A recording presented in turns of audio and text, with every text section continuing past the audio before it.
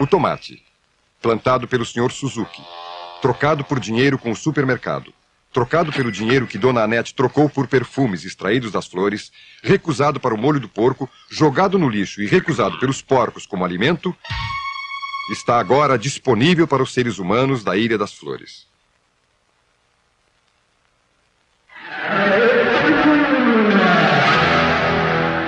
O que coloca os seres humanos da Ilha das Flores, depois dos porcos, na prioridade de escolha de alimentos, é o fato de não terem dinheiro nem dono.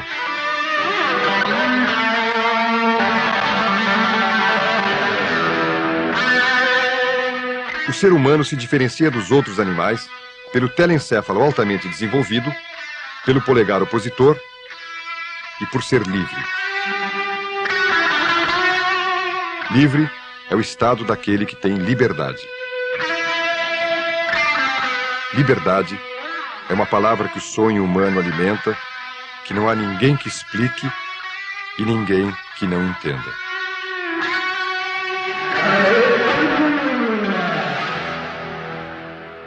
Tomate, dinheiro, supermercado, alimentação, lixo, porcos, seres humanos buscando alimentos no lixo. Essas múltiplas conexões são traçadas em um documentário brasileiro premiado, que é um verdadeiro clássico já. Não duvido que muitos de vocês já tenham visto. Ilha das Flores, dirigido por Jorge Furtado, nos idos de 1989. Eu sou o Eduardo de Deus e está começando mais um Ambiente e Educação, um programa sobre fundamentos e atualidades da educação ambiental.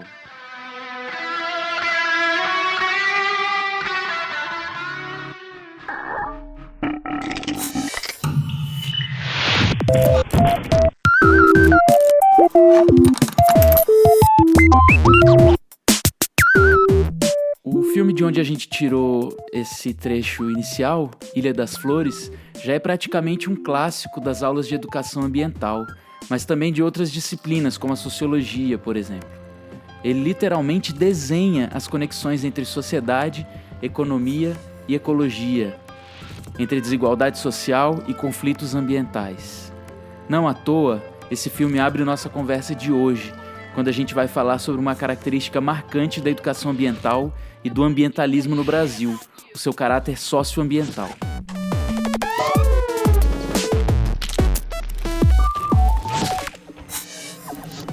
Para ajudar a gente a pensar sobre isso, a gente vai buscar algumas ideias presentes no início do livro chamado A Educação Ambiental e a Formação do Sujeito Ecológico, escrito por Isabel Carvalho. A professora Isabel é psicóloga e doutora em educação, tendo feito vários estudos também na área de antropologia. Ela já atuou em muitos projetos ambientais e hoje é professora do Programa de Pós-Graduação em Educação da Unifesp, Universidade Federal de São Paulo. A gente vai ver que esses campos em que ela navega são muito importantes para a educação ambiental. Bom, um primeiro movimento, segundo a Isabel, para construir uma prática da educação ambiental é trocar a lente com a qual a gente enxerga alguns conceitos e relações. Para ela, é fundamental que a gente faça um caminho de desnaturalizar a visão naturalista da natureza. Isso no sentido de questionar essa visão naturalista. Nesse caminho, o meio ambiente não deve ser sinônimo daquela idealização de uma natureza selvagem, intocada, lá distante da humanidade, que só é pura quando está separada do humano. Essa visão naturalista do meio ambiente dificulta muito o processo da educação ambiental, porque ela isola fenômenos que estão totalmente interconectados. A Isabel defende uma abertura para, abre aspas, uma visão complexa de meio ambiente em que a natureza integra uma rede de relações não apenas naturais, mas também sociais e culturais. Fecha aspas. É preciso, então, trocar aquela lente naturalista por uma lente socioambiental. A autora diz, abre aspas, nesse ponto de vista, a natureza e os humanos, bem como a sociedade e o ambiente, estabelecem uma relação de mútua copertença, formando um único mundo. Fecha aspas. O título do livro da professora Isabel fala em formar um sujeito ecológico. Mas o que significa ecologia nesse processo? a gente vai ver que a discussão é bem próxima do que a gente já viu no episódio passado, quando a gente tratou da abordagem da ecologia humana. A Isabel Carvalho explicou para a gente, no seu texto, que a ecologia surgiu lá no meio do século XIX, na década de 1860, quando o biólogo alemão Ernst Haeckel ele definiu essa ecologia como uma ciência dedicada às inter-relações entre os seres vivos e deles com o mundo exterior. Portanto, a ecologia já surge como uma ciência interessada nas relações, nas interconexões. Depois, a palavra transcende as ciências da vida para ganhar destaque como um verdadeiro movimento político, que aponta para as conexões entre sociedade e meio ambiente. Ainda assim, falando de conexões, relações. Foi assim, principalmente nos anos 1970 e 1980, que a luta política em defesa do meio ambiente passou a ser chamada de ecologia ou ecologismo. Será que começa a fazer sentido a gente ter trazido um trecho daquele documentário Ilha das Flores para abrir esse episódio? A Isabel segue então nos ajudando a entender as raízes dessa ecologia do movimento ecológico. Um primeiro passo é entender o contexto político desse período nos anos 1970, no que ela chama das raízes contraculturais desse movimento. É um período de ampliação de formas de luta, no que ficou conhecido como os novos movimentos sociais, que foram movimentos que incluíram questões que não estavam presentes nas lutas de uma maneira mais intensa, como questões étnicas, de gênero, identitárias. Tudo isso foi ganhando força. O ambientalismo foi muito importante nesse momento, foi uma força importante nessa ampliação dos movimentos. E uma das características dos movimentos de contracultura foi então uma forte oposição àqueles modos de vida das sociedades industriais, sobretudo uma crítica da sociedade de consumo, da tecnocracia. O ambientalismo, então, como um movimento mais organizado e global, ele vai ser fermentado nesse caldo de cultura da contracultura. Embora a gente possa dizer que algumas sensibilidades ambientalistas e também críticas ecológicas já estavam presentes há muito tempo, inclusive no Brasil do século XIX, né? Tem estudos de história ambiental, história do pensamento ecológico que mostram isso. Mas o importante aqui é entender que o ambientalismo ele surge como uma forte crítica ao modo de vida capitalista, à sua desigualdade e à destruição ambiental própria desse sistema. Isso não quer dizer que o capitalismo e a ideologia do desenvolvimento, do progresso, não tenham tentado também se apropriar e amansar, de certa forma, a crítica ecológica. O próprio surgimento do termo desenvolvimento sustentável aparece banhado nessa contradição, né, entre desenvolver e promover sustentabilidade, né, entre crescimento econômico e sustentabilidade. É uma contradição que existe nos debates até hoje, né? Bom, no Brasil, o surgimento do ambientalismo ele coincide com a efervescência política daquele período de reabertura democrática, né, nos anos 80, após 2 décadas de uma ditadura civil-militar. O ambientalismo por aqui ele é parte de um amplo processo de mobilização da sociedade civil brasileira e dos países vizinhos em busca de direitos, de vários direitos.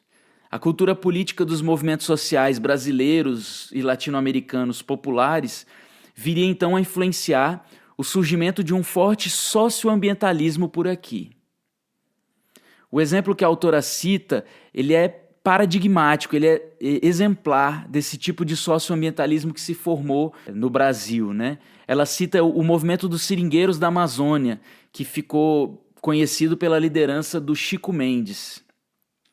Em 2018, há quase 2 anos, fez 30 anos do assassinato desse importante líder seringueiro, promovido por grileiros da Amazônia, inconformados com o tamanho daquele movimento, né?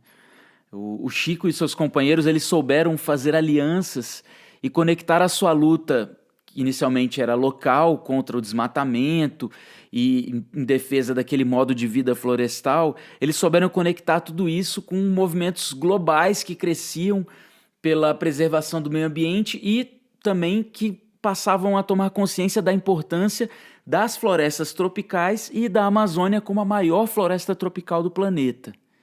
Essa luta, diga-se de passagem, está mais atual do que nunca, no momento em que a gente vive que o desmatamento e a violência no campo não param de crescer. Bom, mas onde que entra a educação ambiental nisso tudo? A Isabel ela vai nos ensinar que, abre aspas, a educação ambiental é parte do movimento ecológico. Surge da preocupação da sociedade com o futuro da vida e com a qualidade da existência das presentes e das futuras gerações.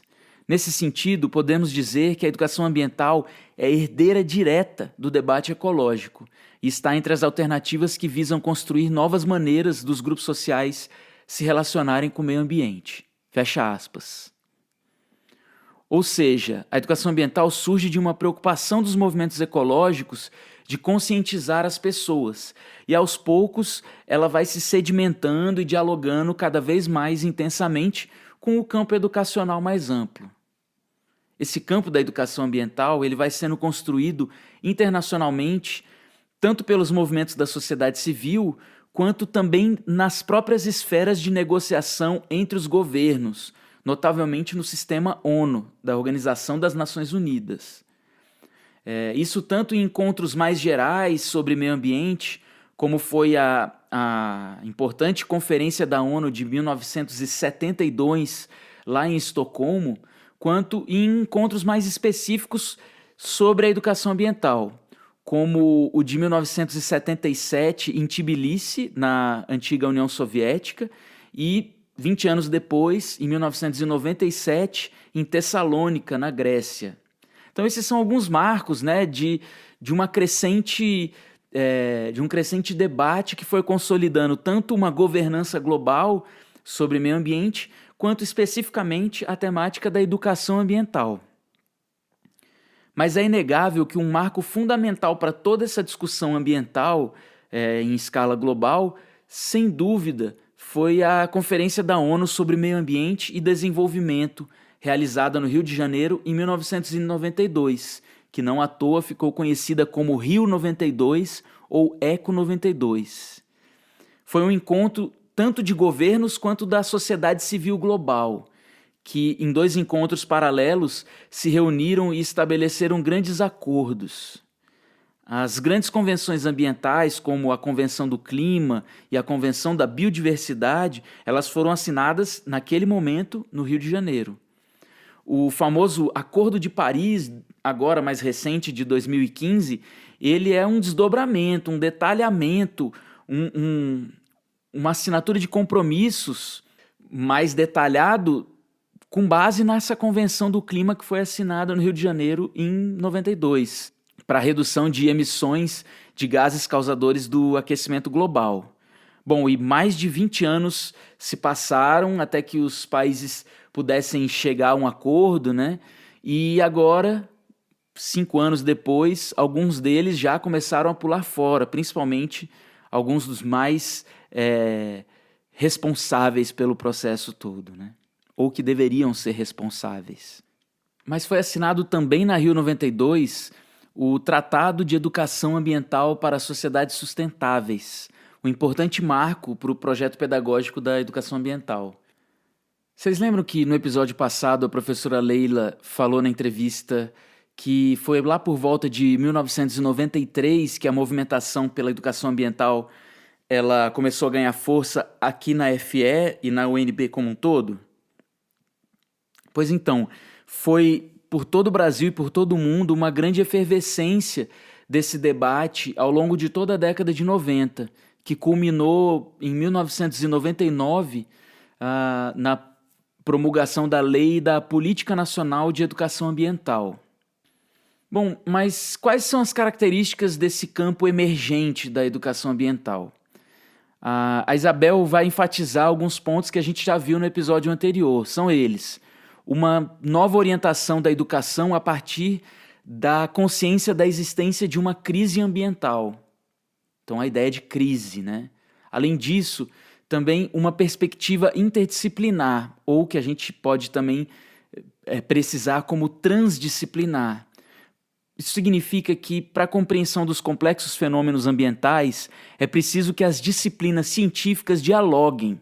Além disso, desse diálogo interno à academia, às ciências, é também esperado um diálogo com saberes populares e tradicionais, ou seja, valorizar a diversidade de culturas que construíram relações, conhecimentos com diferentes sistemas biogeográficos. É assim, então, que a educação ambiental surge no Brasil, imersa em um campo de lutas sociais e culturais e também como parte de movimentos pela emancipação das pessoas e, principalmente, como parte do entendimento de que meio ambiente sadio é parte dos direitos humanos. Não por acaso, a Constituição Federal de 1988 foi super avançada quando ela tratou, lá no seu artigo 225, do, abre aspas, direito ao meio ambiente ecologicamente equilibrado, bem de uso comum do povo e essencial à sadia qualidade de vida, impondo-se ao poder público e à coletividade o dever de defendê-lo e preservá-lo para as presentes e futuras gerações. Fecha aspas. O mesmo artigo da Constituição, no seu parágrafo 1º, inciso 6º, vai dizer também, abre aspas, que incumbe ao poder público promover a educação ambiental em todos os níveis de ensino e também a conscientização pública para a preservação do meio ambiente. Fecha aspas. Bom, a educação ambiental, ela está na Constituição brasileira, ela é fruto de muita mobilização e de muita luta da sociedade. E ela é mais urgente do que nunca, no momento em que o planeta parece estar dando alguns ou muitos sinais de que certos limites, talvez irreversíveis, estão próximos de ser ultrapassados. Então, fica a pergunta: como será que a gente pode fazer hoje, nos nossos territórios, educação ambiental?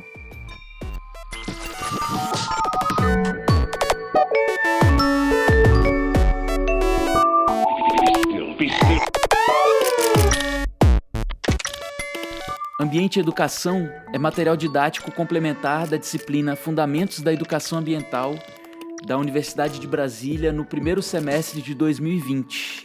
É produzido e editado por mim, Eduardo de Deus.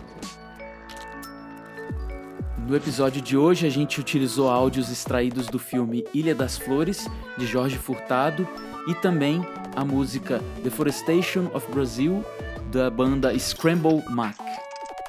Até o próximo episódio.